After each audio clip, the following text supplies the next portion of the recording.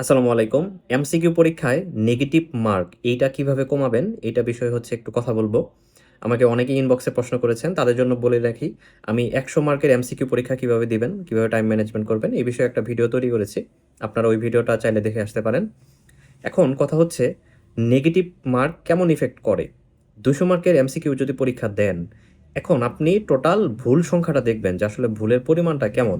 আমি অ্যাকুরেটলি পরিমাণটা বলে দেই। যদি হচ্ছে ২০০ মার্কের পরীক্ষায় আপনি ১৭০ টা দাগান অথবা ১৬০ টা দাগান, হোয়াটএভার আপনি দাগান, ৩০ টা প্রশ্নের বেশি যদি নেগেটিভ হয়, ৩০ টা প্রশ্ন আপনি ভুল করেছেন। তার মানে আপনার নেগেটিভ মার্কিং হচ্ছে কত? ১৫, 0.5 যেহেতু।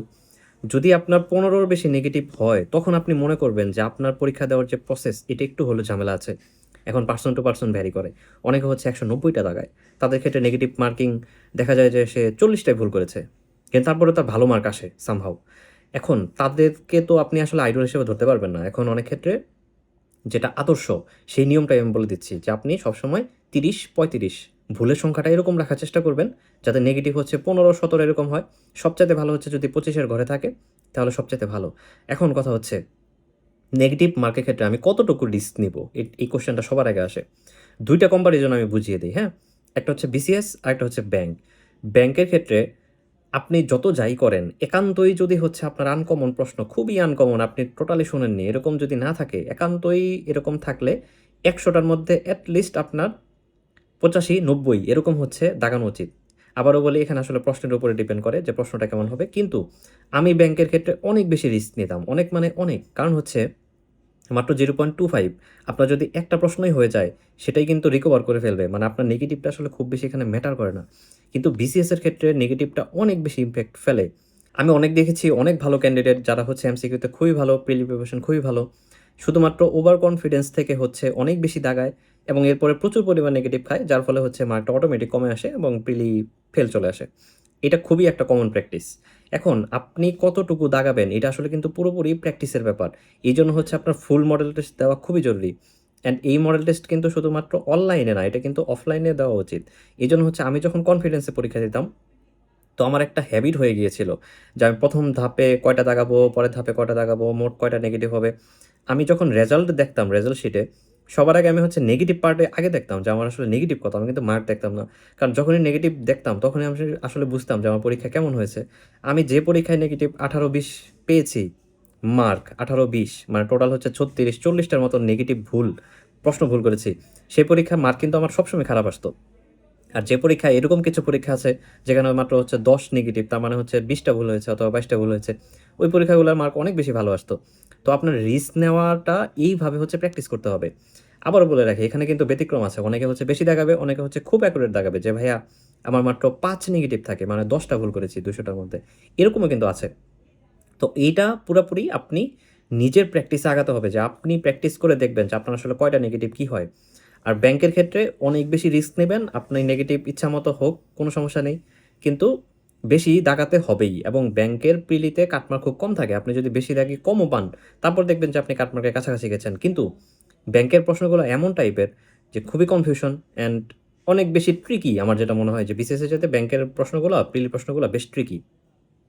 তো সেই ক্ষেত্রে আমার মনে হয় যে আপনার বেশি দাগানোটা অনেক বেশি ইম্পোর্টেন্ট। আপনি যত বেশি দাগাবেন তত হচ্ছে অ্যাডভান্টেজ। তবে এই দাগানোর প্র্যাকটিসটা অবশ্যই মেইন পরীক্ষায় করবেন না। এটা হচ্ছে যখন আপনি মডেল টেস্ট দিবেন, তখন হচ্ছে এই প্র্যাকটিসটা করবেন। যেমন সামনে সিনিয়র অফিসার পরীক্ষা আছে। তো আপনি সিনিয়র অফিসার পরীক্ষার যে মডেল টেস্ট দিবেন, এখন সমস্যা একটা, সেটা হচ্ছে আমাদের ব্যাংকের জন্য আলাদা কোনো স্পেশাল কোচিং বা স্পেশাল প্ল্যাটফর্ম এটা আমি আসলে পাইনি। এখন লাইভ এমসিকিউতে একান্তই ব্যাংকের মডেল টেস্ট হয়, যেটা আসলে খুবই নিম্নমানের আমি বলব। কারণ মেইন পরীক্ষার সাথে আসলে কোনো মিলই থাকে না। কিন্তু একান্তই যে আপনি কিছুটা প্র্যাকটিস তো করতে পারেন। ওখান থেকে জাস্ট একটু মার্ক ডিস্ট্রিবিউশন, একটু দাগানোর টেকনিক এগুলা করতে পারেন। তবে আ আমি নিজে ব্যক্তিগতভাবে হচ্ছে যতগুলো ব্যাংক মডেল টেস্ট দিয়েছি, ব্যাংক মডেল টেস্টে যে ধরনের ম্যাথ আসছে লাইভ এমসিকিউতে, বাস্তবে আমি কখনোই তার প্রয়োগ পাইনি। তো এই দিকে হচ্ছে একটু খেয়াল রাখবেন। তবে আদর্শ হচ্ছে ২০০ ২০০ মার্কের যে মডেল টেস্ট শুক্রবারে, এটা হচ্ছে আদর্শ।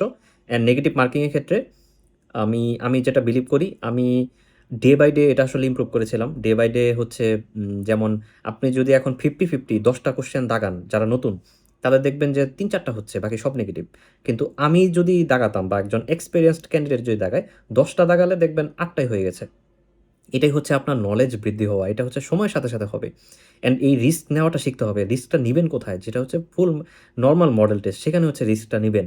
এবং এখানে কিন্তু আরেকটু টেকনিক আছে, হ্যাঁ? আপনি একটা পরীক্ষায় একটু বেশি রিস্ক নিয়ে দেখবেন, আরেকটা পরীক্ষায় একটু কম রিস্ক, আরেকটা পরীক্ষায় একটু মডারেট, মানে এইভাবে হচ্ছে নিজেকে জাজ করবেন যে কিভাবে হচ্ছে আপনার আগানো দরকার।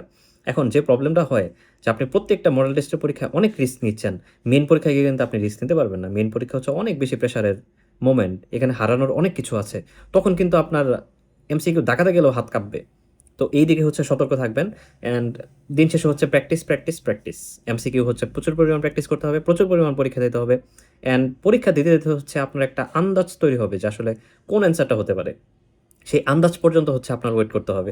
তাহলে হচ্ছে আসলে ভালো নেগেটিভ মার্কে হচ্ছে আপনি কিছুটা কভার করতে পারবেন। আমি যে কথাগুলা বললাম, মনে হতে পারে যে এটা চাকরি ক্যান্ডিডেটদের জন্য।